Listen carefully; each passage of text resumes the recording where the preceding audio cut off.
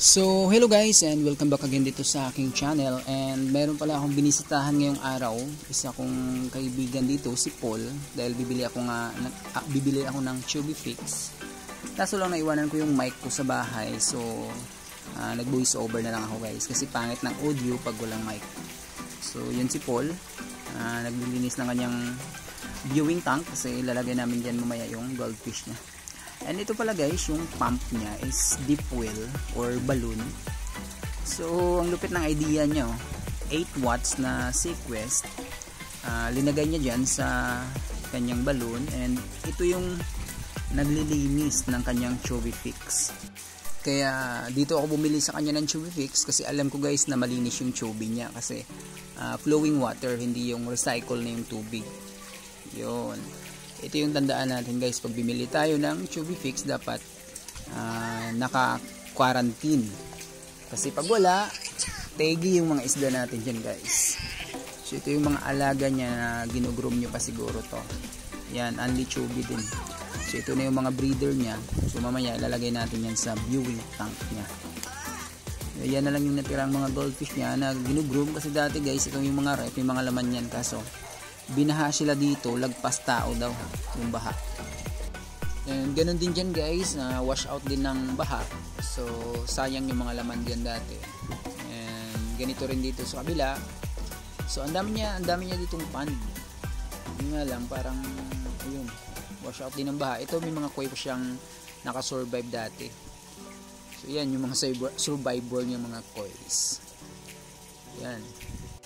Siguro dati guys marami itong laman, mga koi din, kaso lang yun nga, bumaha dito. So ito na lang yung naisalba niya.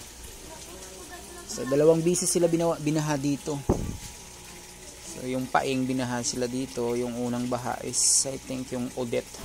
And ito guys, bilib na bilib talaga ako dito sa balloon niya kasi linagyan niya ng pump.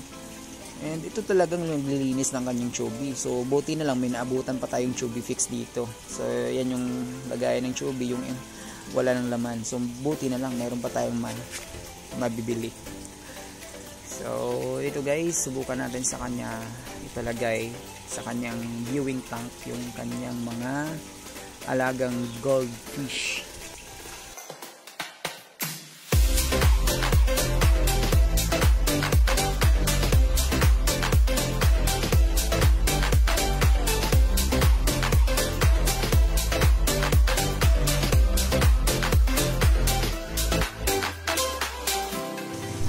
So ito guys, ito yung kanyang breeder na Ryukin.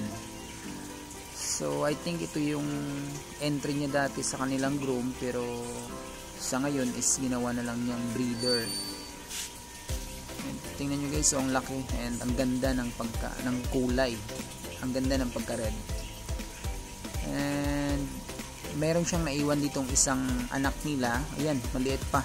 Maliit pa pero tingnan nyo guys yung back, yung likod niya. Yun, ang ganda ng pagka-hump ng likod niya. Yun, ganda ng pagka-hump ng likod. So pag nag-groom pa to guys, lalo pang gaganda to.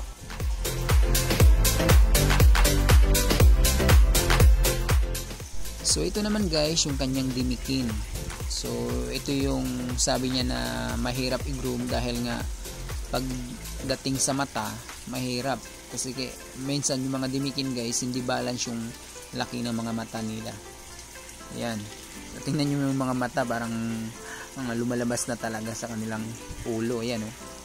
Ayan, kasi minsan yung dimikin guys, yung kabilang mata niyan merong malalaki, yung sa kabila naman maliit, so hindi balance. Yan yung sinasabi niyang medyo mahirap i-groom yung dimikin.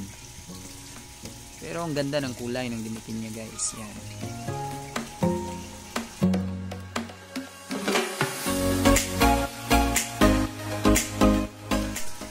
And ito naman guys, ito yung kanyang oranda na red and white.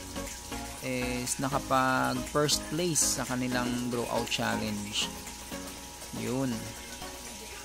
Ganda ng pagka red white niya. Then ito yung nakuha niyang trophy guys sa pagkapanalo niya bilang first place. Yun. Yun. Wow. Nanalo din ata siya dito guys ng cash dito sa red white na to. Maganda siya sa personal as matingkad yung kulay niya. Yun. So yung trophy niya is nawala na yung kabilang palikpik ng yan, yung fins niya nawala na. Yun.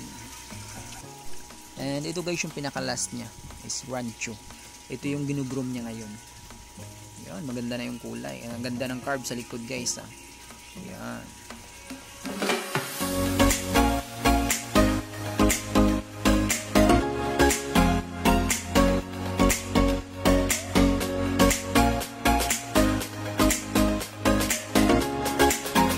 And dito guys is may na-discover ako. Marami pala siya ditong starter ng DAP niya. So mamaya hihingi tayo rito pang starter ko rin dun sa akin sa bahay kasi yung akin guys nung bumaha si Paing nag-flow rin yung sa akin, naubos yung DAP niya ko. Ayun. So dito guys marami din siyang DAP niya dito. Ayan, DAP niya. Yan yung dating nilalagyan niya ng koi. Yan, parang kanal lang siya. Diyan niya nilalagay yung mga koi fry. And dito guys sa maliit lang na ganito is meron ding DAP niya. Sabi niya nga, yung mga bata raw, kumukuha dyan, sinasandok, and pinapakain sa kanilang mga beta fish. So, tayo, sa sandok din, para gawing starter. Kahit konti lang, pang starting lang talaga. Kasi yung DAP niya, mabilis paramihin eh. Magna DAP niya to guys. Yan. So, mabilis to guys, padamihin. Watch out pag na-culture ko na to. After 1 week, sobrang dami na to sa bahay.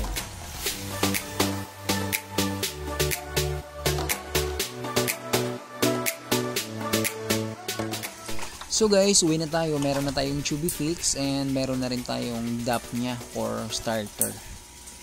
Yun. And ito guys, yung Chubby Fix pala, pag bumili pala kayo, no, marami kasing minsan nagbebenta, sasabihin nila na nakarantin na talaga kasi malinis and namumula-mula na yung Chubby Fix. Pero minsan guys, may sablay rin eh. So yung tatamaan dyan, yung mga alaga natin. So, katulad nung isa nating kahabi na nagpakain ng Chubby Fix, yung mga tetra niya is nadali. Bakterya kasi yan guys eh. So, kaya pag nagpakain kayo ng Chubby Fix, mas maganda mag-change water kayo sa hapon or sa umaga.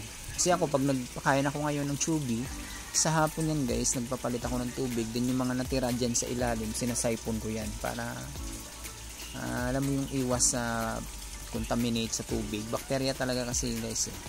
And ito yung DAP niya kung starter. Lalagay ko dun sa kabila mamaya. So okay na to guys, kahit konti lang siya. Pero tingnan nyo, after 1 week sobrang dami na to sa akin. And yun nga guys, balik tayo sa Chubby. So ito yung maganda kay Paul na ginagawa kasi yung tubig niya is hindi recycle. Alam mo yung flowing water siya. Galing sa deep well, nagpo-flow. So hindi siya pabalik-balik. So iba kasi yung minsan yung binibilhan natin ng Chubby, linalagay nila sa isang pond o sa isang ref na sira. Then yung tubig diyan sa ref, ibabalik lang ulit ng pump para lang lilinis yung Chubby Fix. So wala ring epekto yan kasi yung tubig diyan, yun pa rin, parang pabalik-balik lang. So yung bacteria andyan pa rin. So iba kasi ito eh. Galing siya sa deep well, then nagpo-flow yung tubig. Yan, kaya malinis na malinis yung Chubby. So yung iba naman guys, naglalagay sila ng tetracycline para gamiting pang quarantine dito sa Chubby Fix. Antibacterial yung tetracycline, yun ginagamit nila. Pero mas sa akin, mas okay to kasi flowing siya. Then yung kung ano yung mga kinain ng Chubby is ilalabas talaga nila. Kasi sa kanal to guys, kanal to kinukuha. Ayan. Imagine kung gaano karumi yung kanal. Then pag hindi siya malinis, ipapakain mo sa mga alaga mo. So yung tatamaan yung alaga mo talaga. Hindi mo alam kung ano yung kinakain sa kanal. Pag sabi mo palang kanal is sobrang dumi na talaga. Ayan, kanal. So tapos hindi fully quarantine yung nabili mong Chubby. Madadali talaga yung isda mo dyan guys. Kaya nga minsan guys, pag nakabili ako sa labas ng Chubby, yung hindi mo nakita kung paano na i-quarantine, kinakarantin ko pa yan dito guys. So naglalagay ako ng 3 container dyan. And flowing lang yung tubig niyan, flowing. And then pag naubos yung tubig sa container, lagay ulit ng bago, flow ulit. Kasi pag nag-recycle ka ng tubig galing sa pond, patak siya ulit sa tubig, galing ulit sa pond. So useless yun guys. Kaya mas maganda i-flowing water mo siya para sure mo na hindi madadali yung mga alaga mo. So yun lang muna guys yung tips natin for today, and I hope may nakuha kayong kunting tips sa pagpakain ng chubby para iwas tegi yung mga alaga natin guys. And don't forget to subscribe on my channel. See you guys for next video.